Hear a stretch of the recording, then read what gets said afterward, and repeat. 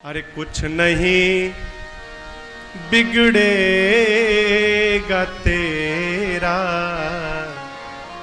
हरि शरण आने के बाद कुछ नहीं बिगड़े।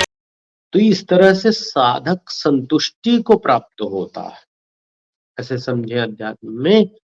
तो जो साधना क्रम हम करते हैं, साधना की बातें करते हैं, साधना में अपने आप को उतार देते हैं, तो एक बार साधक जब बैठता तो सोचता है चलो भगवान मेरे ऊपर कृपा किए, मुझे उन्होंने चुन लिया और उन्होंने अपना लिया।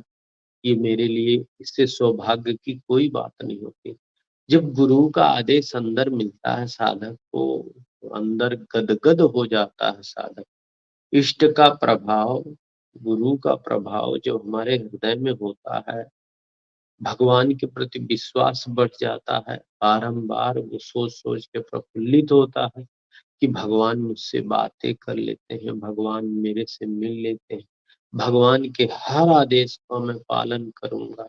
ऐसा विश्वास बनता है साधक के अंदर, और वो विश्वास ही उसे जीवन भर पार कर। जब तक उसका विश्वास नहीं जमेगा, जब तक उसे यह ज्ञान नहीं होगा कि भगवान मुझसे कुछ कह रहे हैं, तो इस अंतःकरण समर्पण नहीं करेगा। ये तो इष्ट के प्रति जब तभी समर्पण होगा जब अपनी चीज मिल जाए। कोई कोई भी ग्राहक तब तक पैसा नहीं निकालता जब तक वह उसके मन की चीज नहीं मिलती। पहले चीज मिल जाए फिर मोल भाव करेगा, मोल भाव करने के बाद अब जब बात हो गई तब फिर पैसा निकाले।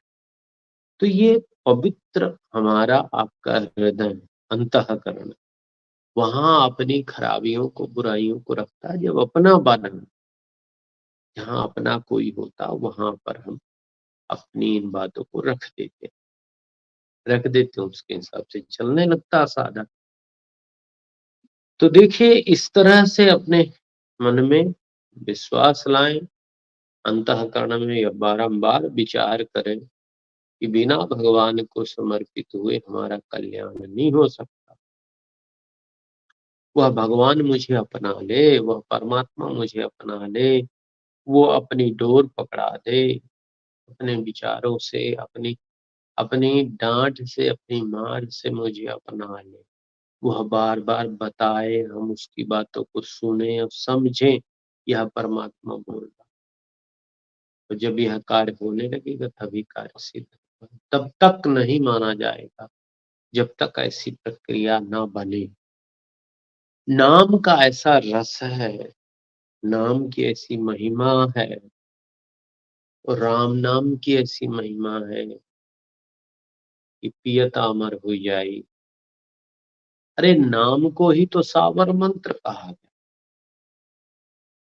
ये सावर मंत्र शंकर जी ने रच महेश निज मानस राखा। समय, जब समय आया तो शिवासन भाखा। पार्वती जी से उन्होंने कहा। तो सदगुरु ही शंकर हैं, प्रेम करने वाले साधक ही पार्वती। उन्हीं के कल्याणार्थ संत महात्मा मंत्रों का आर्जन करते हैं। मंत्र, पवित्र, ये सब चीजें बनाते हैं, और फिर उसके द्वारा ही, मंत्र के द्वारा ही साधक को मार्ग बता देते हैं।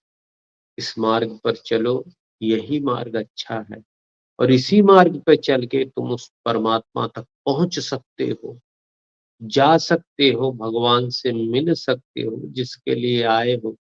अगर वह मंत्र का जाप किया साधक तो निहाल हो जाता, अंतःकरण प्रफुल्लित हो जाता, परिपूरित तो हो जाता है। उससे जिस चीज की चाह रहती, जो हमारे अंतःकरण में कुछ कमी कमी महसूस होती है, कुछ क्लेश आता है, दुख रहता है, ये सब मिट जाएगा। और क्या रहेगा? शांति और आनंद। उसी के लिए जैसे एक मृगा उस कस्तूरी के सुगंध के लिए दौड़ता है इधर उधर, लेकिन उसे ज्ञान ही नहीं कि वो तो मेरे हृदय में बैठे।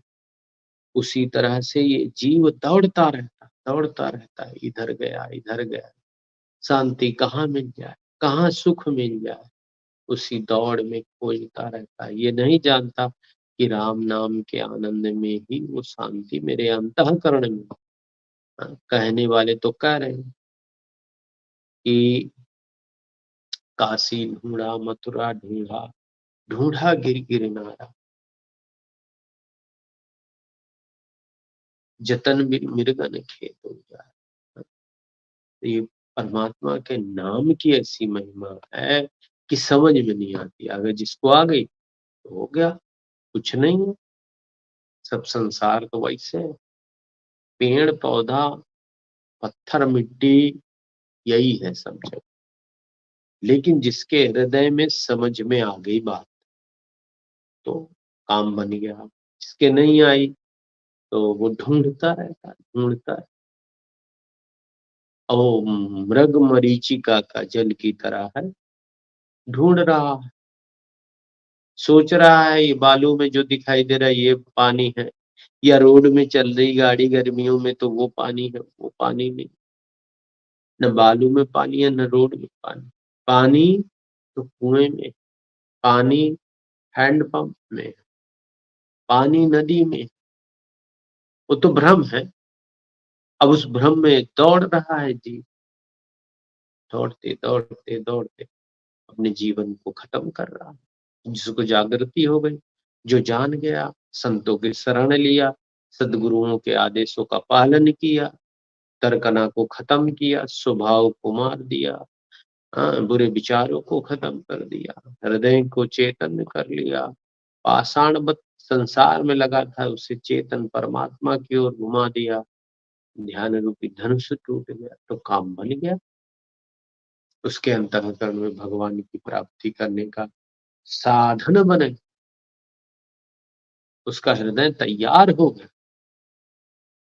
अरे खेत में बीज डालने के पहले खेत को बनाया जाता है, जब खेत बन जाता है तब काम। तो ख्याल रूपी खेत हमारा आपका परमात्मा के विचारों से भर जाए, राम नाम की गूंज से भर जाए। नाम की कहते हैं घोटत घोटत गूंग उठत है, छानत में छक जाई, बलिहारी व नाम जड़ काटे फल हुई। जड़ तो हमारा संसार है ना, चित्त सदैव जड़ में लगा रहता है, संसार में लगा रहता है। इसने मेरे साथ ये किया, उसने मेरे साथ, उससे कुछ जड़ काट। असंग शस्त्रेण दृढ़ेन चित्वा, या संग रूपी कुल्हाड़ी लेके ये संसार रूपी वृक्ष को जो काटेगा वह परमात्मा के पद को प्राप्त करेगा। तो इसी तरह हम लोग सुनते रहे, समझते रहे, भगवान के नाम में अपने आप को डुबोए, उनके प्रेम में डुबो। परमात्मा का प्रेम जिस दिन जागृत हो जाएगा तब कल्याण का मार्ग प्रशस्त हो जाएगा।